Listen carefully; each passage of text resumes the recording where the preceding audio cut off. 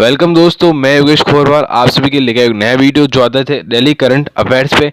तो यह है करंट अफेयर्स स्पेशल 2020। तो दोस्तों हम हाल ही में होने वाली घटनाओं के बारे में चर्चा करेंगे कि अभी इन दिनों में होने वाली घटनाओं और के बारे में जानकारी प्राप्त करेंगे। तो आइए दोस्तों हम अपनी वीडियो की शुरुआत करते हैं। वीडियो की शुरुआत करने से पहले यदि आप मेरे चैनल पर नए हैं तो चैनल को सब्सक्राइब कर दें और बेल आइकन पर क्लिक कर दें ताकि नए वीडियोस के अपडेट जल्द ही मिलते रहे। दोस्तों यदि आपको वीडियो अच्छा लगे इस वीडियो को लाइक, कमेंट और शेयर करना ना भूलें। तो आइए दोस्तों हम वीडियो की शुरुआत करते हैं।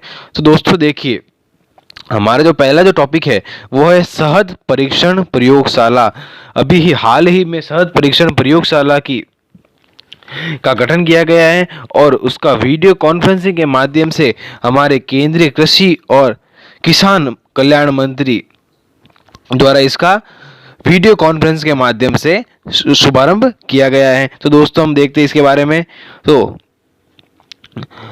शहद परीक्षण प्रयोगशाला हनी टेस्टिंग लैब 24 जुलाई, अभी हाल ही में 24 जुलाई 2020 को केंद्रीय कृषि एवं किसान कल्याण मंत्री ने राष्ट्रीय मधुमक्खी board national bee board NBB के सहयोग से राष्ट्रीय डेयरी विकास बोर्ड द्वारा आनंद गुजरात में स्थापित भारत की विश्व स्तरीय अत्याधुनिक शहद परीक्षण प्रयोगशाला, कौन सी प्रयोगशाला?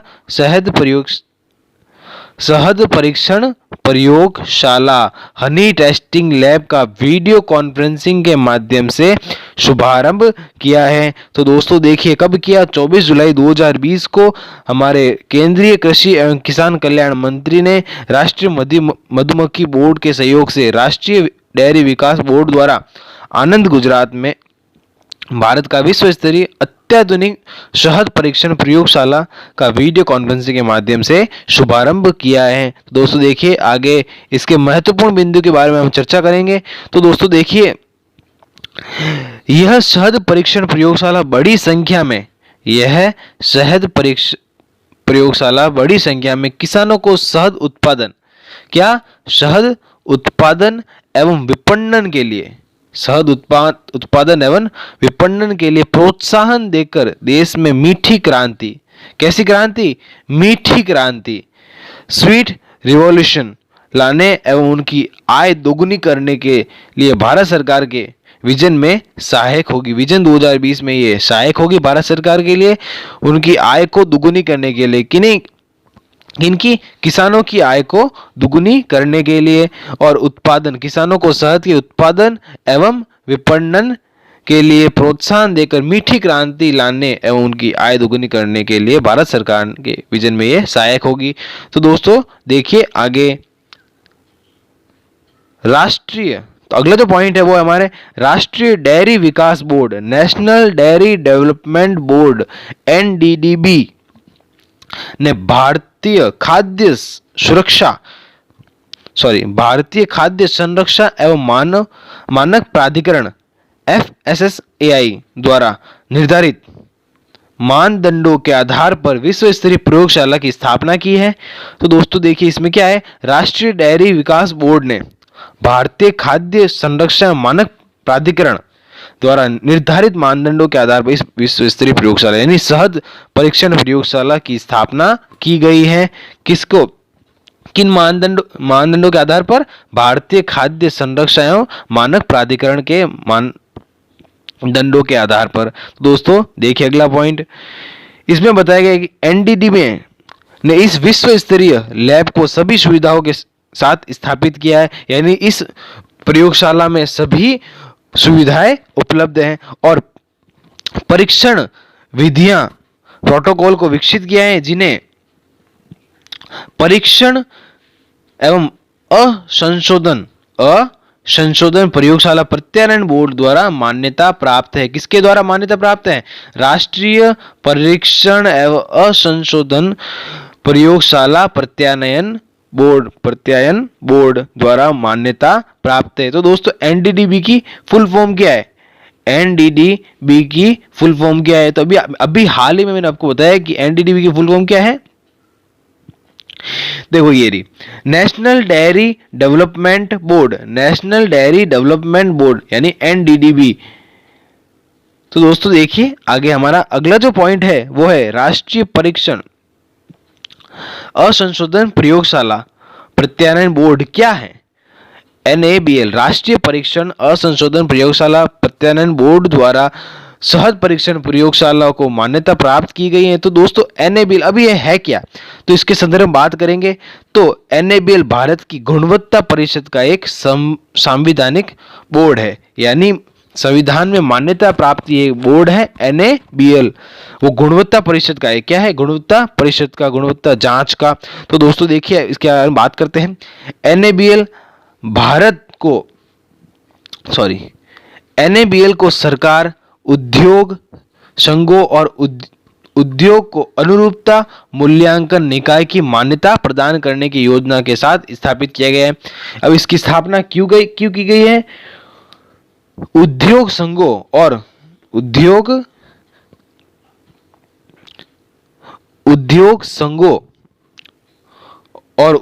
को अनुरूपता मूल्यांकन निकाय की मान्यता प्रदान करने के साथ इस योजना के साथ स्थापित किया गया है, जिसमें चिकित्सकों और अंशांकन प्रयोगशालाओं, प्रवीणता परीक्षण प्रदाताओं और संदर्भ सामग्री उत्पादकों सहित परीक्षण की तकनीकी क्षमता का तृतीय पक्ष मूल्यांकन शामिल है। तो दोस्तों देखिए आगे, उसके बाद में हम बात करते हैं भारत में रहें और भारत में अध्ययन करें। तो ये अभी हाल ही में ये एक थीम बनाई गई है, क्या है? भारत में रहें और भारत में अध्ययन करें, stay in India study in India. यदि जो विद्यार्थी जो भारत से अध्ययन न करके बाहरी देशों से चीन, अमेरिका जाकर अध्ययन करते हैं, उनके लिए थीम अपनाई गई है कि भारत में रहकर भारत में ही अध्ययन करें। तो दोस्तों इसके संदर्भ में बात करते हैं।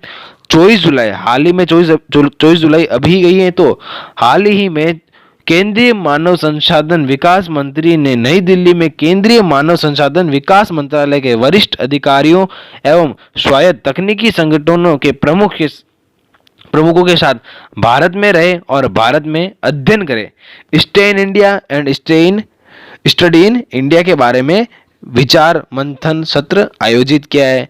यानी अभी ही किस पर विचार किया गया है? स्टडी इन इंडिया पर, यानी जो विदेश जाकर जो विद्यार्थी अपना अध्ययन जारी कर रहे थे, तो वो उनके लिए थीम अपनाई गई है, वो भारत में ही रहें और भारत में ही अध्ययन करें। तो दोस्तों देखिए आगे इसके बारे में बात करते हैं। अब जो इसके इम्पोर्टेंट बिंदु जो हैं वो निम्न है।